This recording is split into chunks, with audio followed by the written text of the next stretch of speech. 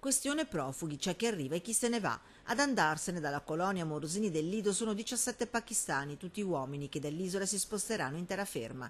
Ad accoglierli, come da accordi con la prefettura, sarà l'hotel Autostrada, un 2 stelle in via Trieste a Marghera. Io ho già un accordo per quanto riguarda lunedì, che mi arrivano i pakistani dal Lido, dall'ammiraglia, in cui logicamente il Lido ha dei problemi di contenere il non plus ultra delle persone, e li accetto io qui per 3 mesi, rinnovabile.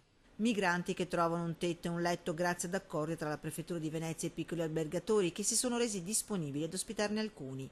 All'hotel Autostrada fino a ieri pomeriggio c'erano 12 eritrei arrivati la sera prima alle 3 di notte, affamati e stanchi. A gestire il loro arrivo la cooperativa Città Solare di Mira. Il titolare dell'albergo non è nuovo a questa accoglienza, in precedenza aveva ospitato 13 nigeriani e tutto era andato bene, ma non è sempre così.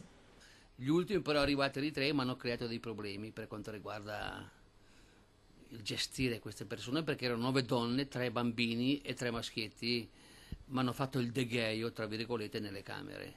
Camere dignitose a 2 o 3 letti con a disposizione bagno e televisore, stanze destinate generalmente a operai di ditte che lavorano temporaneamente in zone e che diventano invece una benedizione per chi ha viaggiato stipato nei barconi, ha dormito negli spartani centri di accoglienza, un momento di comodità per poi rimettersi in viaggio per una nuova destinazione, un nuovo centro, un nuovo alloggio. Sono ancora pochi gli albergatori disponibili a dare una mano, come lo stesso titolare dell'hotel Autostrada conferma. Io ho parlato con i miei colleghi, ma i miei colleghi in materia sono un pochettino, diciamo, tra virgolette, restrittivi in materia, non vogliono sentirmene parlare di queste cose qui. Migranti ospitati anche a Forte Rossarolla, a Tessera, 11 al momento, tutti uomini scappati dal Corno d'Africa e dal Mali. Al massimo, dice il referente del centro, ne possiamo accogliere altri 5, non di più.